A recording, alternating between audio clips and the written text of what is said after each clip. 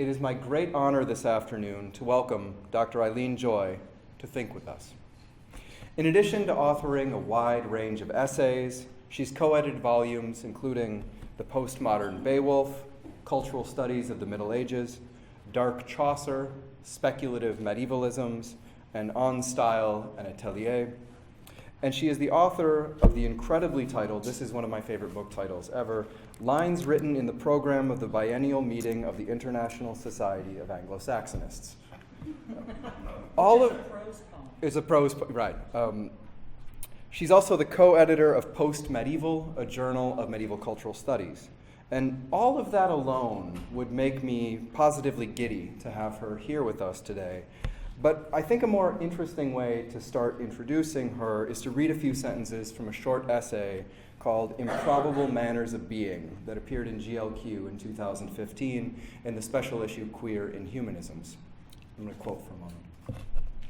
Especially in my para-academic activist work with the Babel Working Group since 2004, and now also with Punctum Books and Punctum Records since 2001, the key has been in crafting a queer and post-humanist politics that is fully intent on creating new para- and outstitutional spaces in which anything at all might unfold that otherwise could not find a means, mode, or space for expression. My projects connected to these groups aim for queer natality, monstrous births, and all manner of becomings.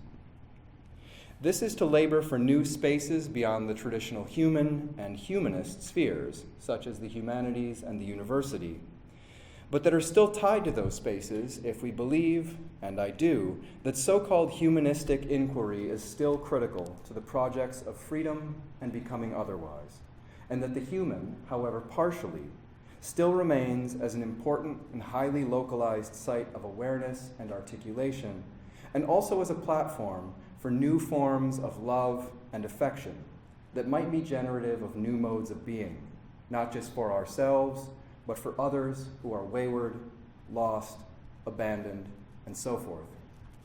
End quote. These sentences sum up so much of what I love about Professor Joy's work. While it's perhaps not surprising that some of the best, most invigorating claims made today for the continued relevance of humanistic inquiry would come from a medievalist, Eileen Joy is not just any medievalist.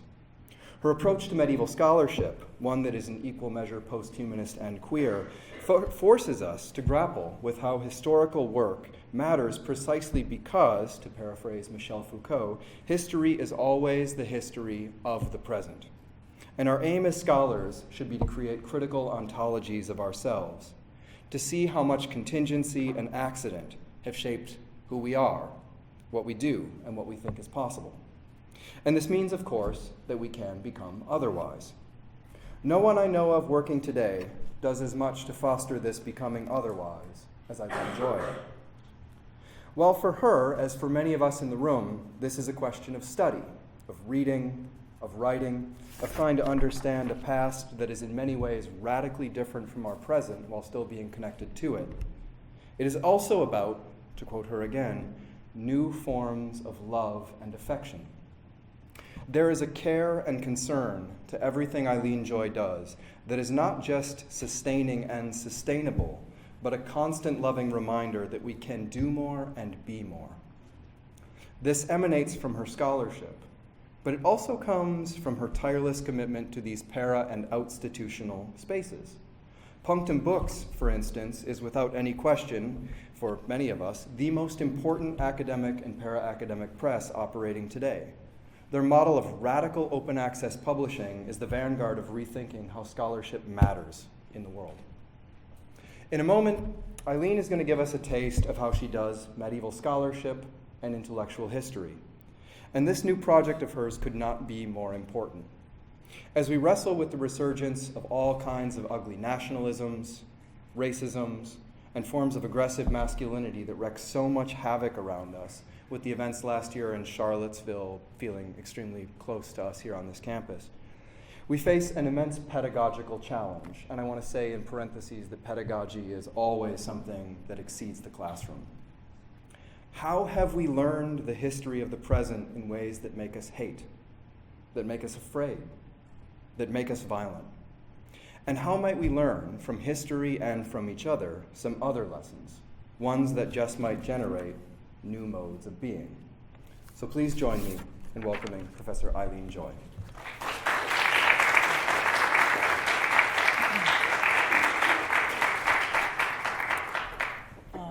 That was a very nice introduction.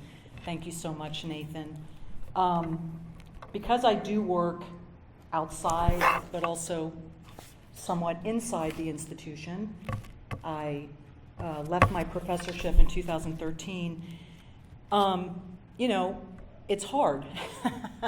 And so in some of Nathan's comments, it just makes me feel a little affirmed in some of the work that I do.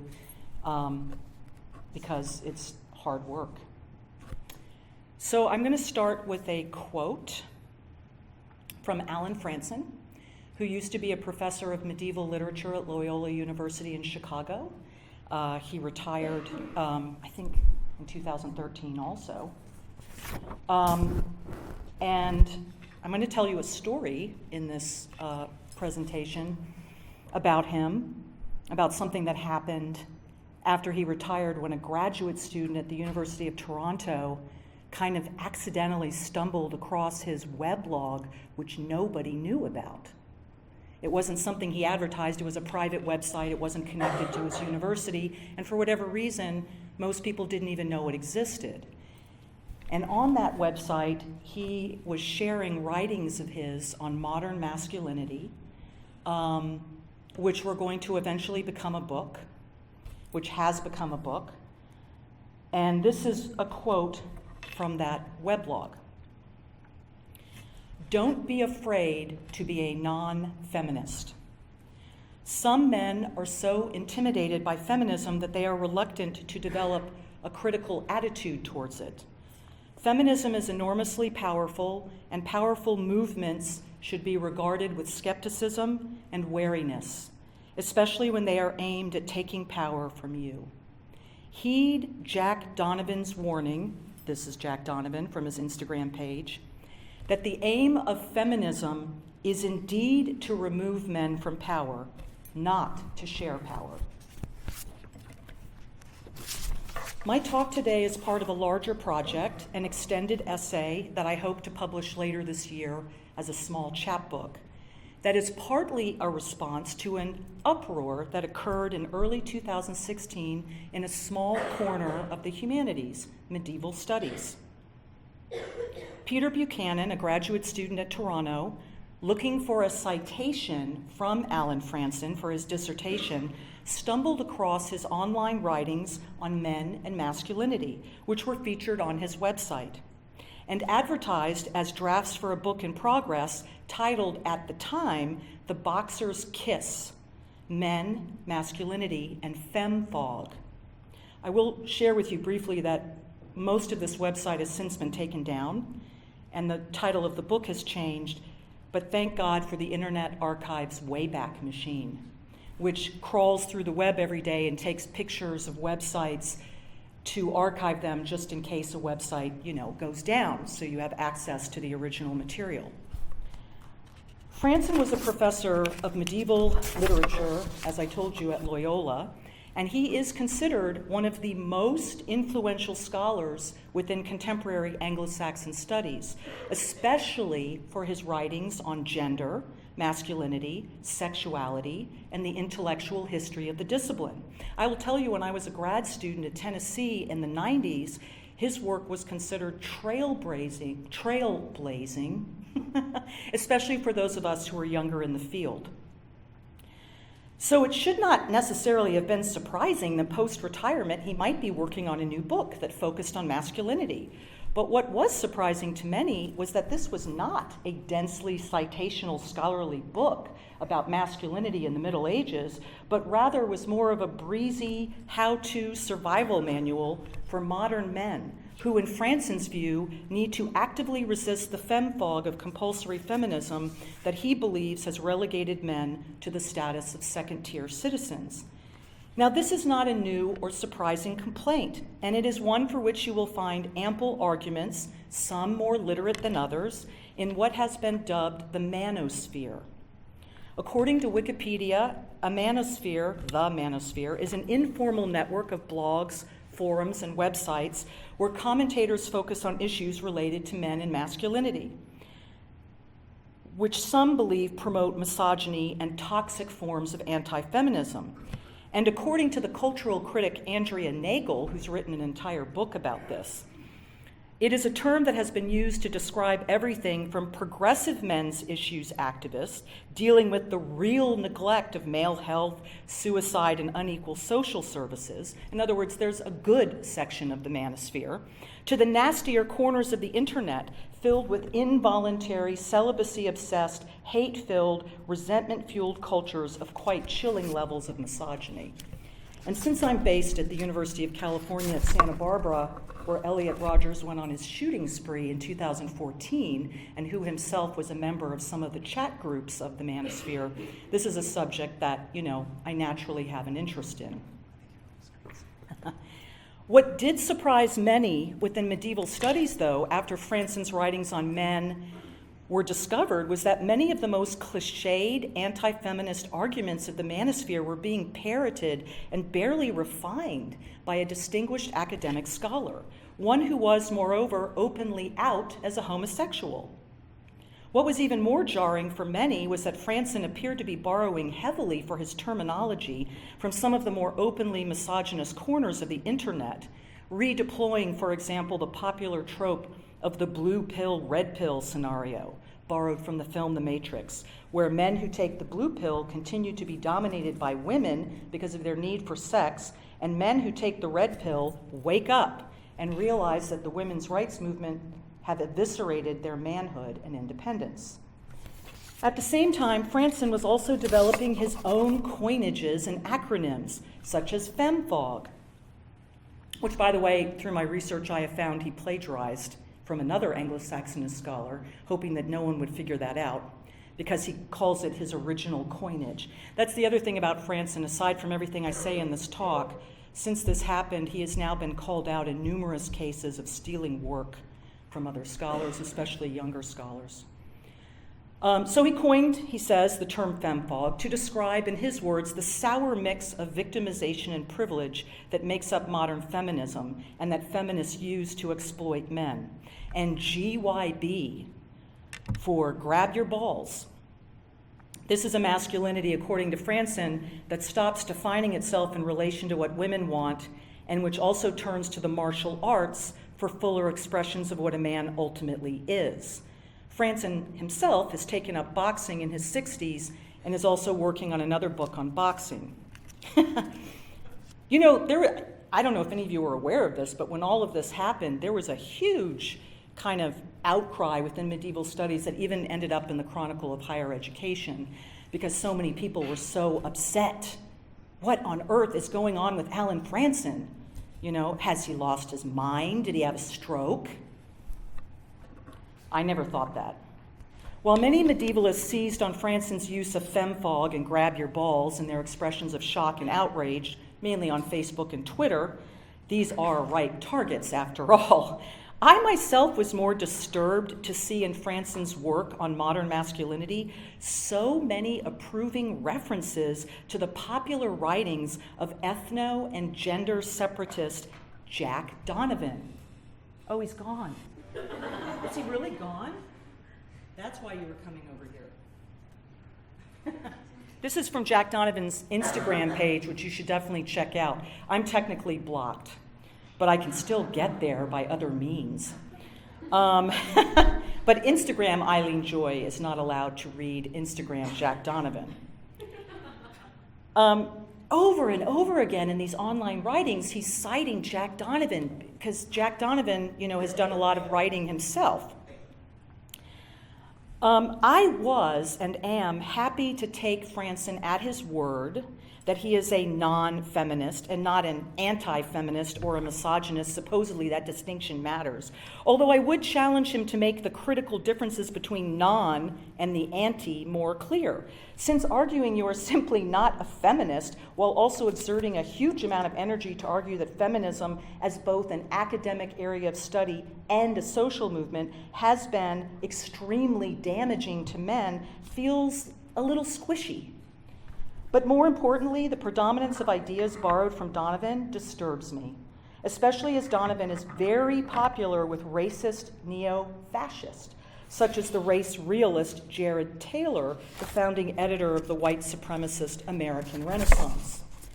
Donovan is an ethno and gender separatist who refers to Germany as his fatherland, whose writings online and in print are generously punctuated with quotations from figures such as Ernst Jünger, Oswald Spengler, Friedrich Nietzsche, and the like, and who believes in violence, especially masculine force, as the primary good of any civilized society. In addition, his writings are filled with an almost comical resentment against women that also, and by the way, Donovan is also gay, but he rejects the term gay, as does Fransen. Gays and queers are effeminate men. Real gay men are not gay. I'm not making this up. Donovan wrote a whole book about this called Androphilia. Look up androphilia, look it up. So again, his writings are filled with an almost comical resentment against women that also relegates them to some of the most worn-out anthropological paradigms in terms of their cultural roles. To be fair, he relies on the same worn-out paradigms for his arguments about what he sees as men's most proper cultural roles. It really does boil down to Donovan between women give birth and use men to get what they want through sex, but what men really want is to be with other men. At the same time, Donovan's oeuvre overall is kind of more impressive than what you will find in most of the Manosphere.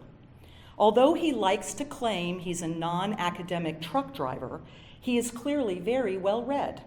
His writing is articulate and often anticipates in advance the arguments he knows will be made against his ideas. And his books are peppered with scholarly quotations and citations of social scientific research. I imagine this is one reason Frantzen decided to cite him so approvingly, even while he completely sidesteps drawing attention to the more disturbing elements of Donovan's oeuvre. Because of all of this, in early 2016, when most medievalists were exerting themselves over whether or not Frantzen was a secret misogynist, I made a marginal mental note to myself.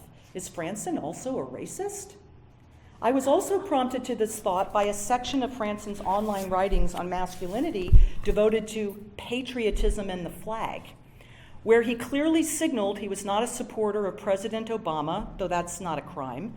He included a derogatory reference to herds of male baggy pants losers and skinny metrosexuals, which I interpreted as black men and effeminate gay men. He also had an illustration, which he has since taken down, that he attributes to the Wall Street Journal, but I can't find it, of Obama as Washington crossing the Delaware in a boat filled with Islamic terrorists. He also refers to Obama as a weasel, and he says that Obama supporters who fly the flag are not real patriots.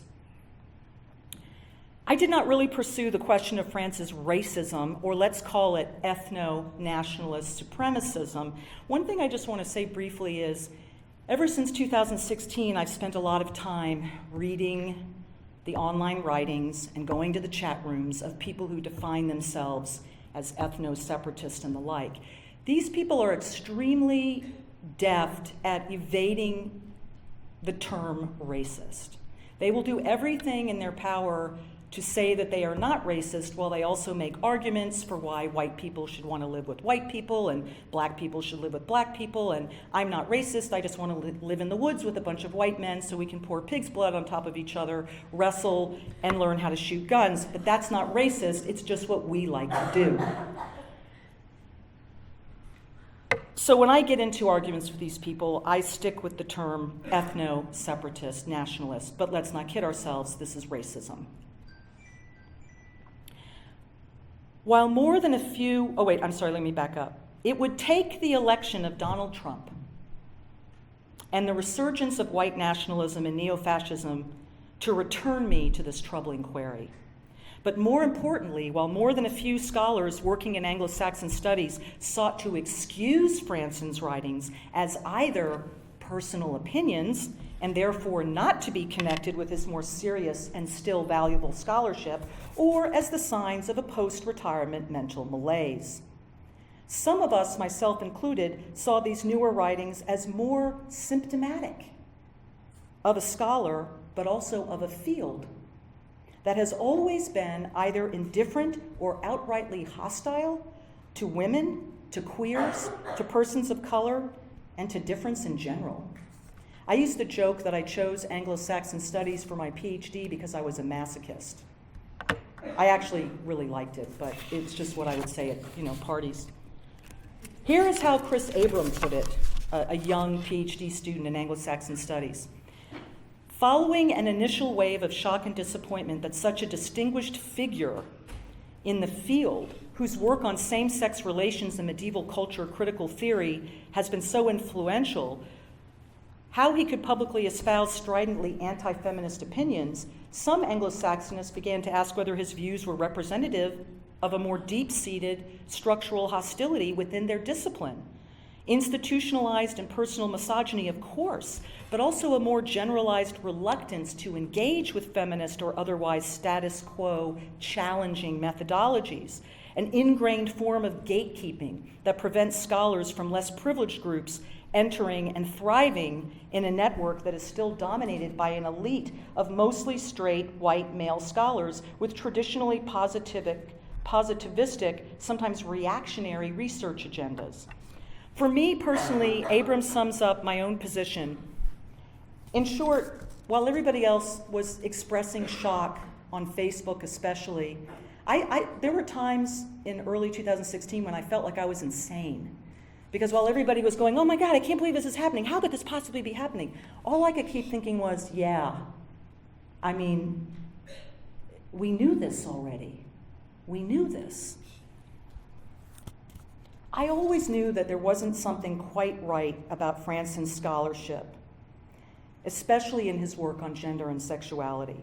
But at the time, mid-1990s to mid-2000s, which is when a lot of Fransen's scholarship came out in book form, I was in graduate school, and I didn't really possess the critical knowledge or even the vocabulary that I would have had to question more strenuously his assessment of other scholars' work, usually women and queers, about whom he is quite disparaging in his own scholarship, even though it is itself concerned with gender, sexuality, etc.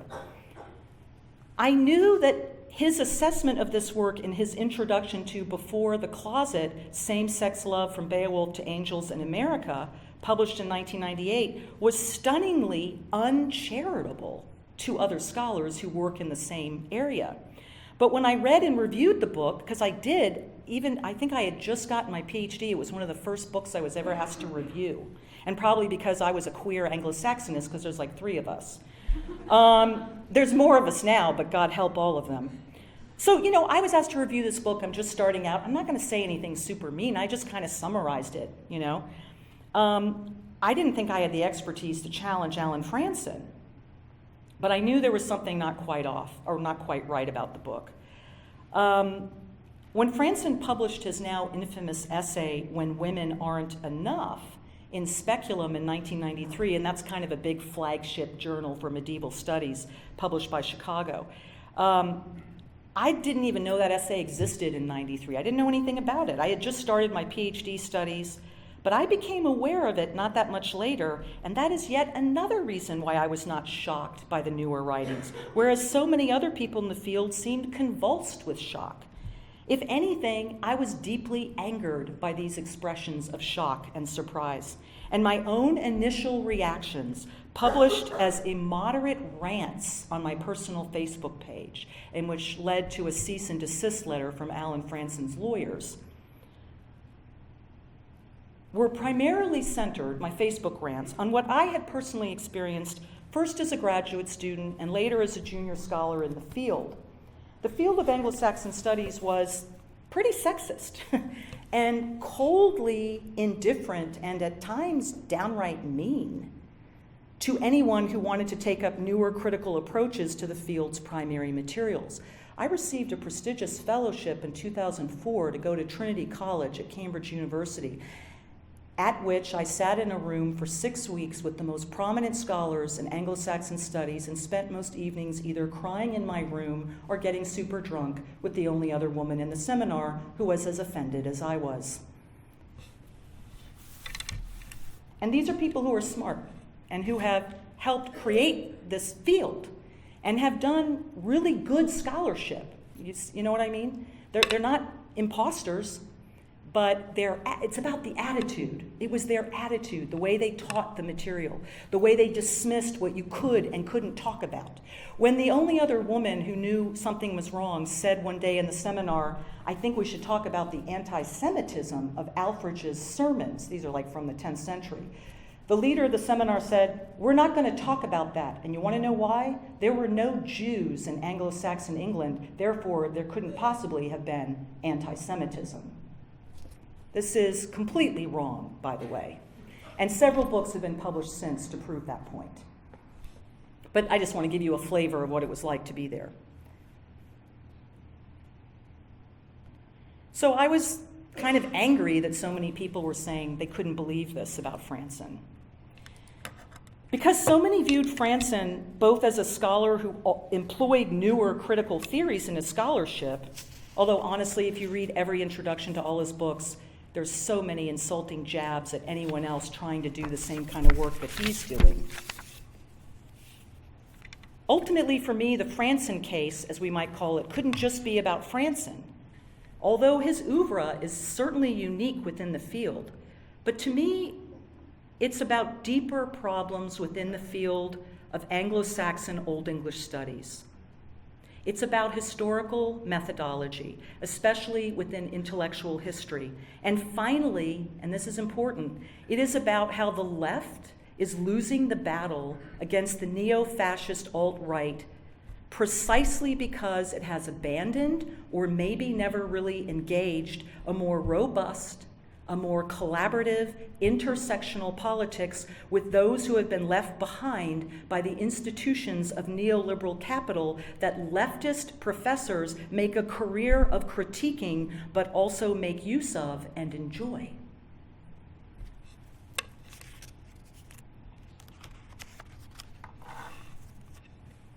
Before proceeding, I just want to say that I think it's important to not just rail against Fransen or to decide that I no longer have to take his scholarship seriously, which a lot of people have decided to do.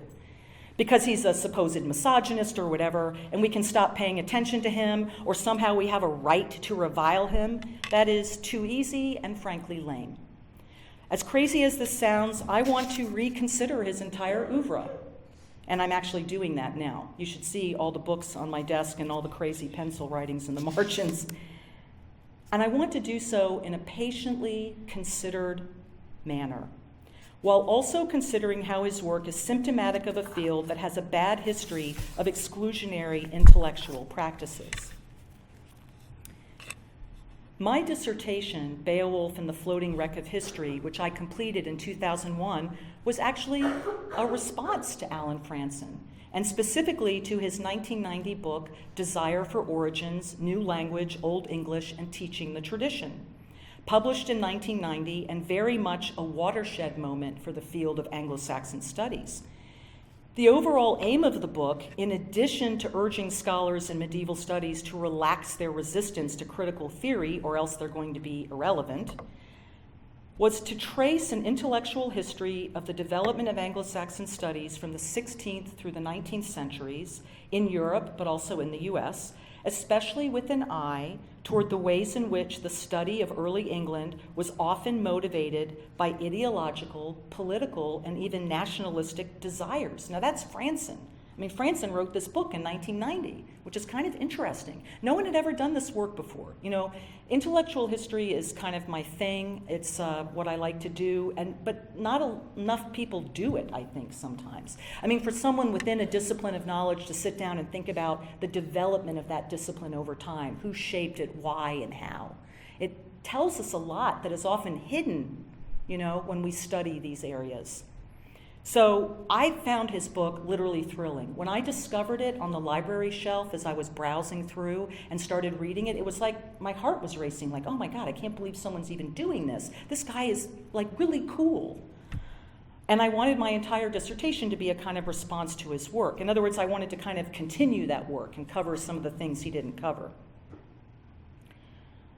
In a review of the book, Fred Robinson asserted that it should be read by all medievalists who care about their profession, especially at a time when the discipline of Anglo-Saxon studies appears to be fading into the background of contemporary university life and not very relevant. I mean, there's lots of people that even now will say, you know, medieval studies, I mean, it's so long ago, and how is this even relevant to us now? Why should we care about this? You know, I think you guys know from paying attention to the news, or maybe you don't, that, you know, what we've seen in this country in the last year or so with the kind of, I wouldn't call it a resurgence, I would call it more like people coming out of the shadows who were hiding, who feel more comfortable with their racism now. Many of the groups they are connected to rely heavily on history, especially the Romans, especially the Anglo-Saxons, and especially Thomas Jefferson and his circle, okay? They constantly quote this material, and they do so in really bad ways. I mean, as academics, you know, the way they do it is not, it's not smart, but the point is they're attached to these historical periods, very deeply attached to them. This is important to understand, very deeply attached to the idea of culture that they think is represented in ancient Rome and Anglo-Saxon England, etc. It matters to them. Part of Frandsen's argument in Desire for Origins was that contemporary Anglo-Saxon studies were naively bound up with resisting postmodernism, relying instead on source study, meaning read the manuscripts, and philology, the study of language, as defenses against the philosophically slipperiness of postmodernism. And this also means that scholars who, you know, wanted to resist, let's say, feminist critique, okay, or something like that, they don't want to think about post-colonialism or race or gender, they kind of convince themselves that that's okay, because what it means is they are pursuing a scholarship that is politically neutral, objectively disinterested. But in fact, according to Frantzen, they were just ignoring the political history of the discipline. Revisiting this politically charged history while also opening up the field to newer approaches would be one way, in Frantz's mind, to revitalize the field. Now, I've never quoted a book review from Amazon, but academic books don't usually get a lot of Amazon reviews, but Frandsen's book has one interesting Amazon review. From 2001, a reader remarks, "People no longer study Anglo-Saxon because they're concerned with establishing on a firm foundation the history of the English church, or in debating whether there is a medieval precedent for constitutional changes in America, or out of a firm belief that our own origins as a people and a nation, whoever we actually are, can be found among the Anglo-Saxons." So what this reviewer is saying is, why nobody really believes that Anglo-Saxon England can really tell us anything about who we are now, do they? Boy, how wrong he was. But then this same reader added this opinion. He says, "It doesn't seem likely that any new political controversies are likely to come along that will suddenly reinvest Anglo-Saxon studies with ideological relevance." Again, how wrong you are. Given current troubling events in the United States and elsewhere throughout Europe, around issues of structural and other forms of racism, white crypto-fascist nationalism, and the appropriation of medieval culture by crypto-fascist nationalists, it would seem that the moment for such unanticipated and supposedly unlikely political controversies has arrived with a certain vengeance. But what I and others in the field of Anglo-Saxon studies could not have seen coming was that Allan Frantzen himself would emerge into public view from 2016 onward as having aligned himself with these online subcultures and male supremacists, such as the aforementioned Jack Donovan, a self-styled homo-butch tribalist neo-medievalist and ethnic separatist whose gang, the Cascadian chapter of the Wolves of Vinland, that's in Oregon, have been identified by the Southern Poverty Law Center as a hate group. It is important to note here that there are legitimate and intelligent forms of men's rights activism, as well as scholarship on masculinity, that is worth reading and considering. And in his own writing on masculinity, Frantzen gestures to and draws upon some of this scholarship. But the one figure he cites the most approvingly throughout his writings, along with Rollo Tomasi, a somewhat dubious populist expert on positive masculinity, is Jack Donovan, whom the Southern Paul Laverty Center describes this way. The 42-year-old preaches a gospel of self-mastery. His exhortations carry hallmarks of the survivalist community and its notions of preparedness and self-sufficiency. Donovan blends that awareness with neo-tribalism, a sort defined by intense, even sexual bonds between men who voluntarily embark on punishing and disciplined explorations of self and community. The wolves of Vinland worship a Germanic strain of wotanism, despise the modern world, and are invested in an anti-equality worldview. They eschew Christianity for what they recognize as the indigenous religion of those descended from true Europeans, heathenism or paganism. Donovan and his gang are Odinist, or Germanic-style neo-pagans with a decidedly ethno-nationalist and white supremacist vibe. And they are particularly invested in medieval literary sources, such as the prose and poetic Eddas, Beowulf, the Nibelungenlied, and so on. Donovan actually purchased and maintains property in the woods of Oregon, which he named Wald Gang, after Ernst Junger's book of the same name, where he and his fellow wolves have built shrines to Thor, and they engage in rituals that involve animal sacrifice in honor of Old Norse gods. They drink whiskey out of human skulls.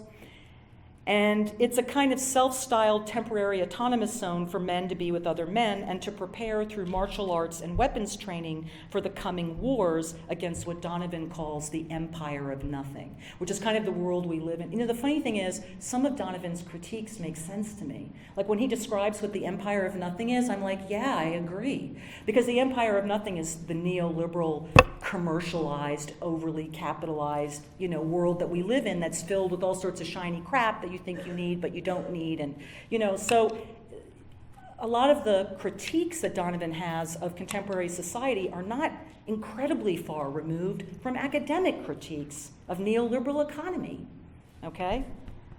Which is why he can be appealing. According to Donovan, Waldgang is not just about hiding in the woods with the boys, but is about acknowledging, these are his words, that the West has been culturally dead for decades, if not a better part of a century. Waldgang is about founding a sacred space, or an axis mundi, for reordering or starting the world. One might even describe this project, this is in my words, as neo-apocalyptic, possessing as it does a desire for worldly renewal through violence. So, Donovan is a big believer in what some people call creative destruction. The world is about as effed up as it could possibly be. The next best thing to happen would be some kind of war where the only people left standing would either be them or you end up dead, but at least you go out of this world honorably as opposed to cowardly.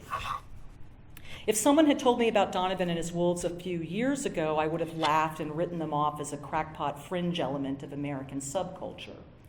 The election of President Trump and the special spotlight and encouragement that is given to extremist hate groups who are clearly feeling more confident about coming out of the shadows is beginning to genuinely frighten me.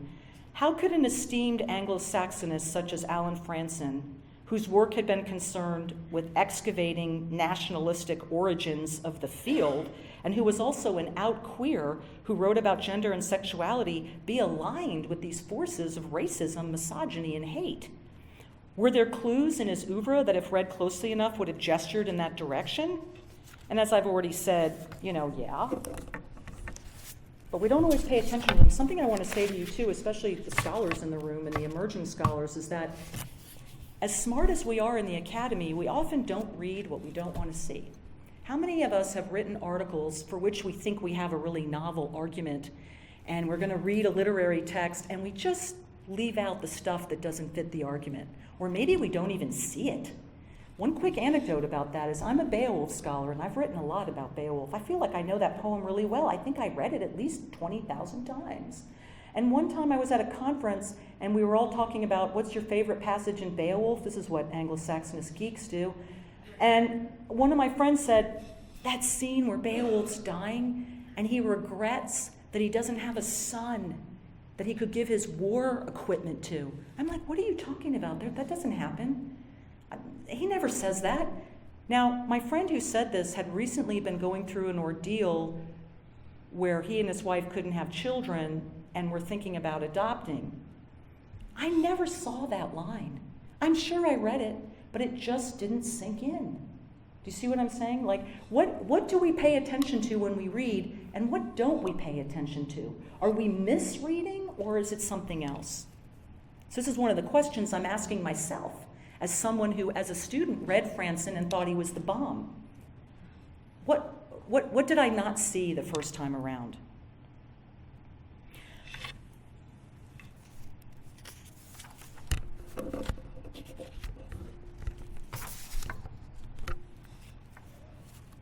Now, when I read Frandsen's book, Desire for Origins, as I told you when I was working on my PhD, I really wanted to add to it somehow. But I had a slightly different take. Whereas Fransen wanted to focus on very powerful figures, including Thomas Jefferson at the University of Virginia, who at one point actually wanted to institute Old English as compulsory for the students there. Jefferson was a big fan of Anglo-Saxon England and the writings of Bede, etc. Fransen's work focused on powerful figures within the church and people like Thomas Jefferson who had helped to shape the history of the discipline in ways that were politically motivated. I was kind of interested in a different kind of history, what might be called the history of the misfits, who also helped move the discipline forward, but who never had institutional credibility or any kind of power at all.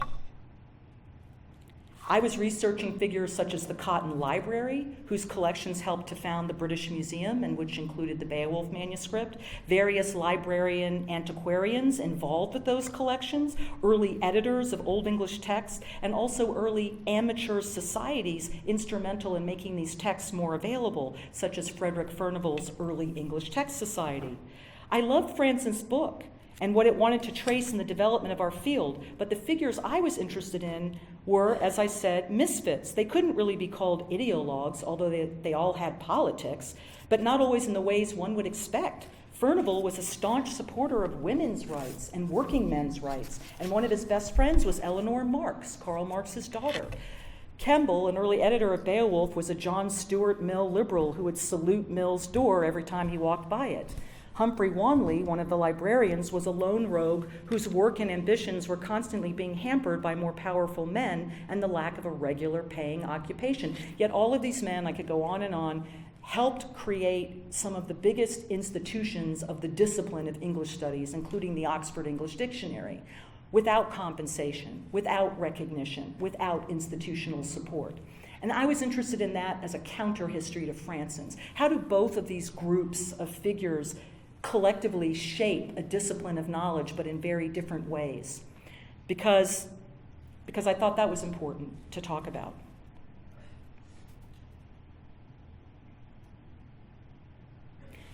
Because I don't think hegemony, that fancy word for power, the people in power, I don't think just looking at history through the way it's shaped by people in by people who are in power, ever gives the whole story. Life and history are messier than that. And I wanted an intellectual history of the discipline that attended to this messiness and maybe recuperated some of these figures into a slightly more heroic light. Because again, they were misfits, they were amateurs, they didn't have any real power to shape their current moments. They were marginalized in a variety of ways, hampered by lack of institutional position, no money, and yet they gave us so much to a field that really didn't start to solidify until the early 20th century. So I wanted to read them against the grain of Fransen's picture of a more overdetermined development of our discipline, but I saw our projects as complementary. I thought they could exist side by side. So that's the background let me see here. I'm wrapping up here. So that's just some of the background vis-a-vis my own intellectual relationship to Allan Fransen and my scholarly debts to him. A short way of explaining my own shock, not really shocked, at first discovering that he had come out of the closet as a men's rights activist, heavily influenced by the Manosphere, was that I was having a hard time wrapping my head around the fact that someone who had written an entire monograph on the nationalistic underpinnings of our discipline could somehow be aligned with the white and frightening nationalists so prevalent in places like Reddit, 4chan, and the like. Yes, you can glimpse some possible misogyny in some of his writings, but more troubling to me were the ways in which his new work was both intent on distancing itself from supposedly effeminate forms of gay sexuality and also aligning itself with figures like Donovan who embrace this more homo-butch fascist tribalism in which you go out of this world the same way you came into it, in Donovan's words, covered in someone else's blood.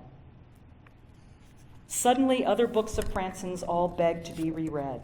But at the time, in early 2016, I was mainly focusing my life on trying to keep Punctum books alive. It seemed too emotionally draining. I walked away from it as if it were a train wreck I didn't want to examine too closely.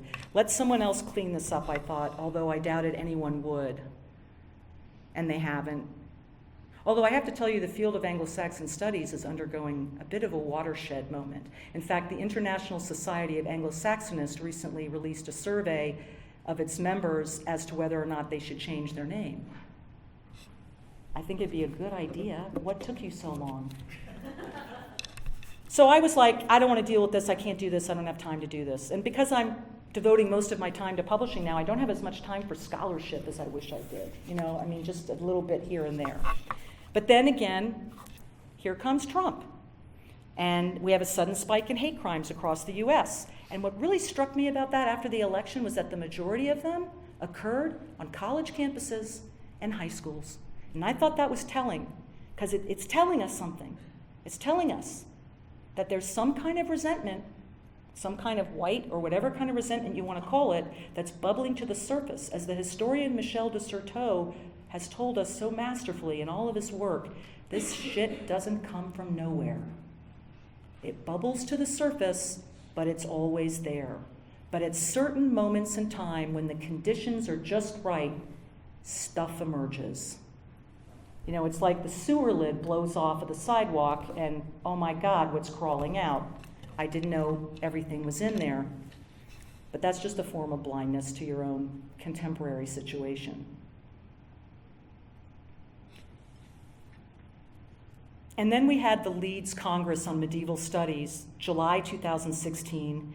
Now this is a conference in medieval studies that's very venerable. It happens every year at the University of Leeds, and it's always been known for its conservatism. I went twice and just decided to stop going because I was bored. But last year, in 2016, they decided to make the conference theme otherness. Everyone's like, oh, that's progressive.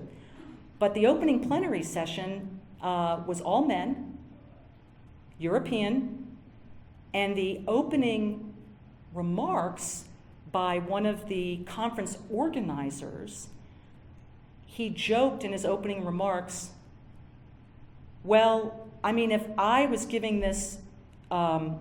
were giving these remarks after my vacation in Spain, I would be an other too. Meaning his skin color would have darkened. My co-director, Vincent van Gervenoy, who's Dutch Chinese and who is in the Netherlands and runs the press with me, left as a form of protest, and he wasn't the only one. After the conference, a huge group of medievalists protested that this had happened.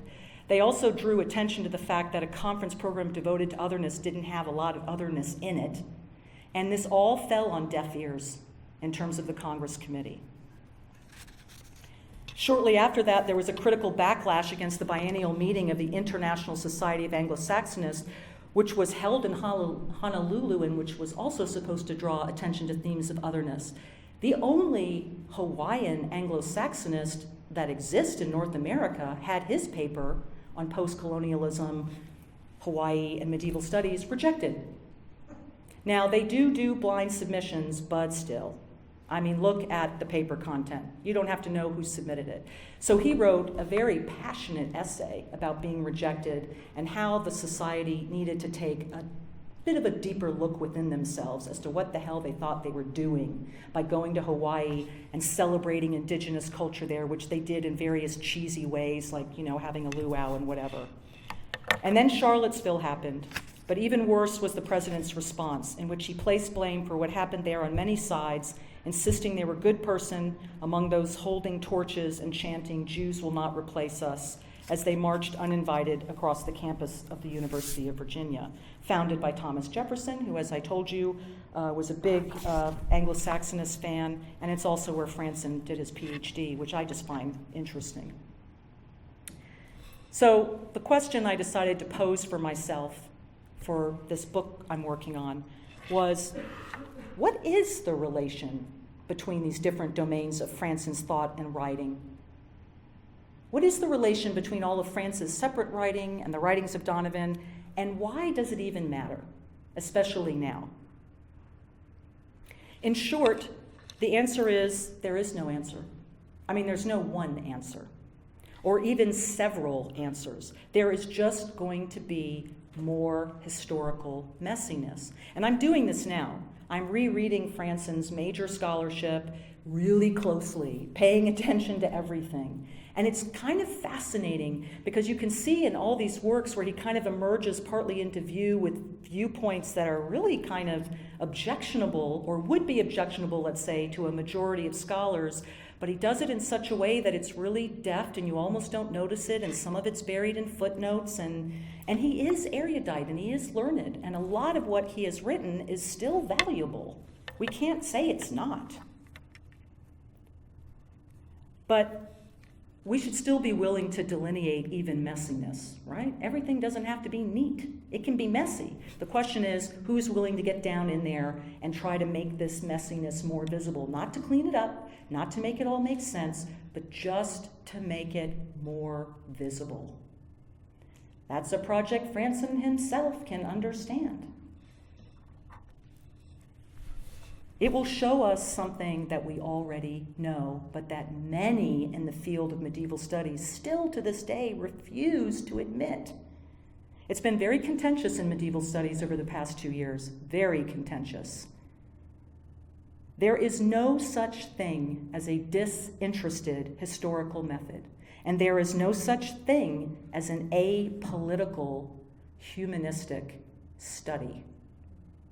But that doesn't mean that any one person situated at many points along a historical continuum represents or enacts some sort of pure ideology or politics. We are complex contradictions of beliefs, values, etc., that are constantly being revised and reshaped as we move through history. I am often dismayed when I hear people talking about how chief scholarly figures such as Foucault contradict themselves in their writing. I once had a terrible dinner with a scholar who bored me to death about his book he was working on, in which he was going to point out all the ways in which Foucault contradicted himself across his entire oeuvre. Why would you even bother? Do you think scholars are static automatons, meaning robots, of one particular viewpoint or unified system of thought? How could they be? And I want an historical method that attends better to the messiness of human minds and bodies caught within various historical moments that also impinge in various ways upon these minds and bodies. This would be a historical method better attuned to cognitive studies, for example, and to the idea of the mind as always extended, in space, and enactivist. In cognitive studies, enactivism is the idea that cognition arises through a dynamic interaction between an acting organism and its environment, which environment we selectively also create through our own capacities to interact with the world. This goes back to misreading, right? The mind is never just in your head. It's all over the place. It's extended, it's embodied, it's environmentalized. That environment shapes what we think, but sometimes we also affect that environment by what we notice and what we don't. These two things are in operation together. It's really astounding to me how many scholars keep insisting that politics must be kept out of our field, something that Frantzen himself repeatedly avows throughout his work, especially in his work on sexuality studies, where he he says too many queer theorists are obsessed with sex, and they're obsessed with the idea that we should have an affirmative politics of queer life, where it would be, he prefers what he calls a legitimist assimilationist model, where queers know what their place is, but at least they have one. I do not believe that Fransen was 100% honest in his claim that, his work is not political.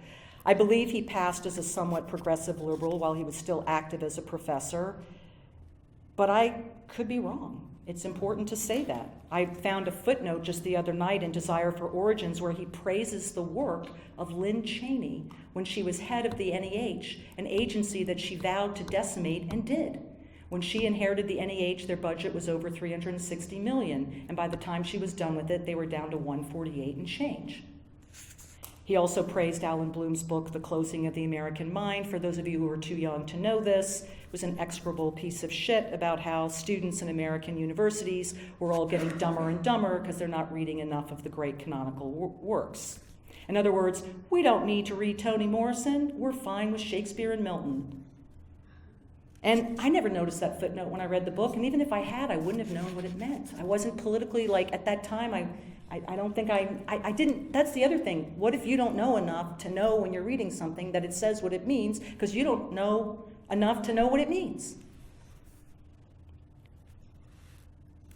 But what interests me most, and this is for real, the real conclusion, is simply delineating as best as I can the lines of connection between Fransen's scholarship of the past 20 or so years and the tribalist gang he currently affiliates with, if only to place a small warning label alongside his scholarship, which was, to be blunt, yes, uncharitable to other scholars who have worked on women, gender, and sexuality.